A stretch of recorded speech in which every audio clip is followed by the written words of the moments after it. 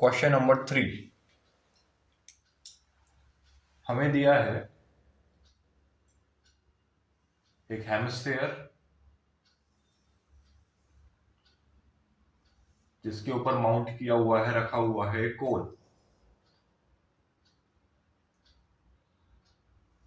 Radius को मैंने are लिखा। रेडियस ऑफ कोन, कोन के बेस का रेडियस, हेमिस्फेयर का रेडियस, दोनों इक्वल है, दोनों को मैंने आर लिखा। इसका वैल्यू हमें गिवन है, यह हमें दिया है 3.5 सेंटीमीटर।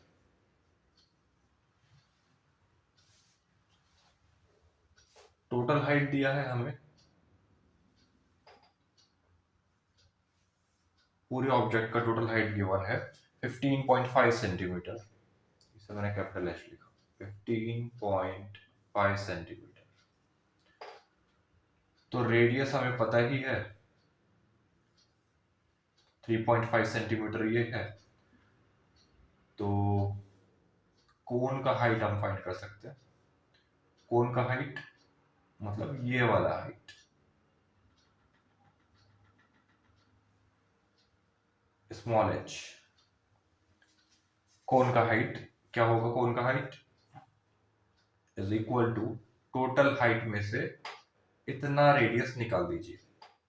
तो 15.5 माइनस 3.5, ये हुआ 12 सेंटीमीटर।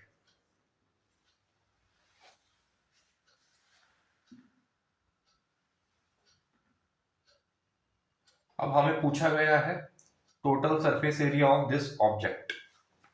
इस ऑब्जेक्ट का बाहर का जो टोटल सरफेस एरिया है वो हमें फाइंड करना है। तो टोटल सरफेस एरिया किससे बना है? दिखाई दे रहा है कोन का जो कर्व्ड सरफेस है। कोन का जो बॉटम है, ये जो फ्लोर है, ये इंक्लूडेड नहीं है, इसे इंक्लूड नहीं करना है। हमें सिर्फ और सिर्फ चाहिए कर्व्ड सरफेस, इस टॉय के बाहर का सरफेस।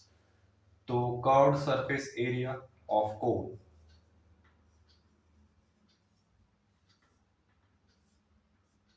प्लस हेमिस्फेयर के बाहर का सरफेस। हेमिस्फेयर का भी ये टॉप, सर्कुलर टॉप इंक्लूड नहीं करना है, हमें सिर्फ बाहर बाहर का सरफेस चाहिए। तो फिर से कर्व्ड सरफेस जो है हेमिस्फेयर का, उसका एरिया चाहिए।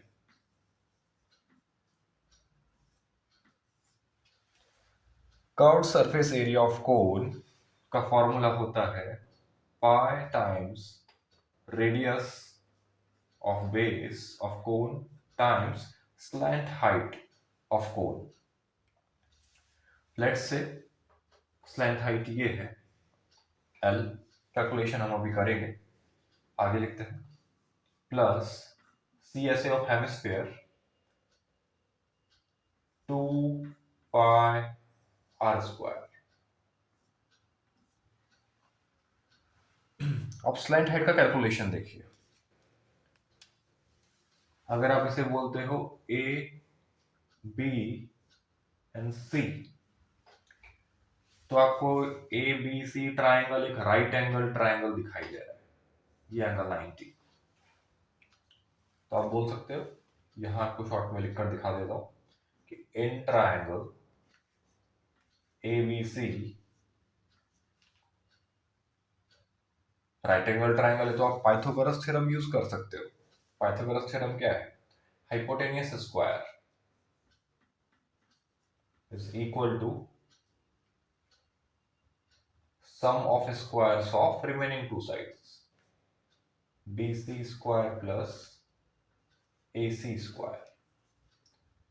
AB स्लैंट हाइट है, BC रेडियस है और AC कोन का हाइट है। दोनों साइड रूट लिया, तो ये तो अभी सिखाया था कुछ देर पहले कि root of L square L ही होगा, L स्क्वायर पावर 1/2, तो ये तो L ही होगा। तो रूट लिया दोनों साइड, तो ये हुआ L equal to right hand side का root r square plus h square का रूट। अच्छा यहाँ बीच में प्लस है, तो ऐसा नहीं करना कि आर स्क्वायर का रूट आर लिख दिया और एच स्क्वायर का रूट एच लिख दिया, रॉन्ग होगा, है ना। ये भी जिसे नहीं पता है ध्यान रखिए, a टाइम्स b दो नंबर्स है, इसे आप सेपरेट करके लिख सकते हो अगर मल्टीप्लिकेशन में है तो। दो नंबर्स अगर मल्टीप्लिकेशन में है तो सेपरेट किया जा सकता है, लेकिन अगर ये एडिशन या सब्ट्रैक्शन में है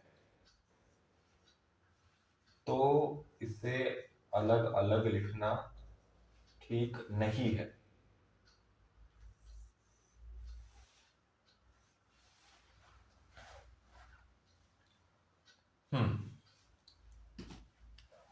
अब ये यूज कर लेते हैं। देखिए इसमें पाई आर तो कॉमन है, तो पाई आर कॉमन लिया, पहले ब्रैकेट में से बचा सिर्फ L प्लस दूसरे ब्रैकेट से बचा 2, आर स्क्वायर मीनिंग था R इंटू आर, उसमें से एक R कॉमन निकाला है, एक R बचा है, इक्वल्स टू पाई का वैल्यू 22/7 लेने को बोला गया है, रेडियस 3.5 है, मल्टीप्लाइड बाय L लिखा हमने root of r square plus h square, r square का मीनिंग है 3.5 का स्क्वायर और एच स्क्वायर का मीनिंग है, एच कितना था 12 सेंटीमीटर, 12 का स्क्वायर।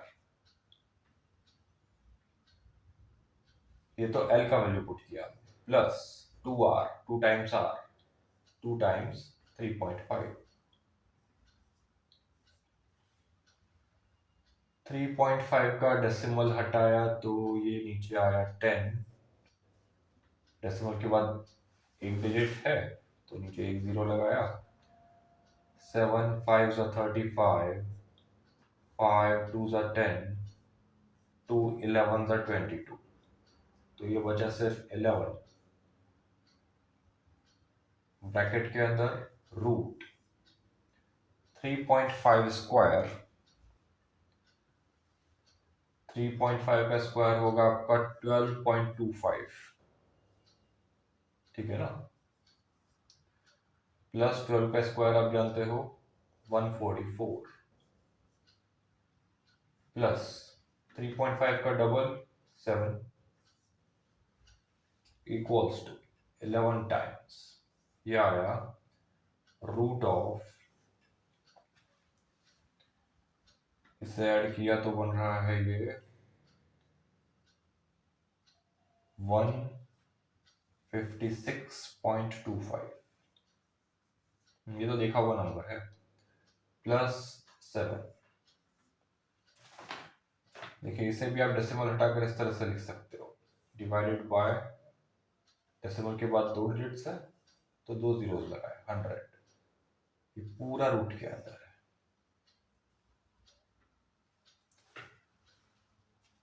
तो ये हुआ आपके पास 11 times root of 15625 divided by root of 100 plus 7। ये अगर किसी को नहीं पता है तो ध्यान रखिए, root of a by b को आप सेपरेट करके लिख सकते हो, root of a by root of b। Multiplication में सेपरेट किया जा सकता है, डिवीजन में सेपरेट किया जा सकता है, एडिशन या सब्ट्रैक्शन में नहीं। 15625 का रूट आप कैलकुलेट करके देखिए, याद भी रखा तो अच्छा है।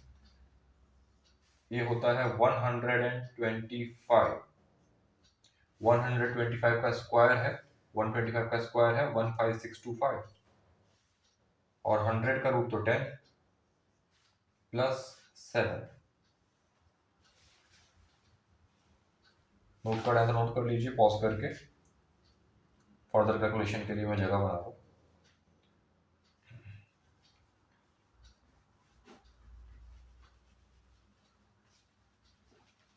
देखिए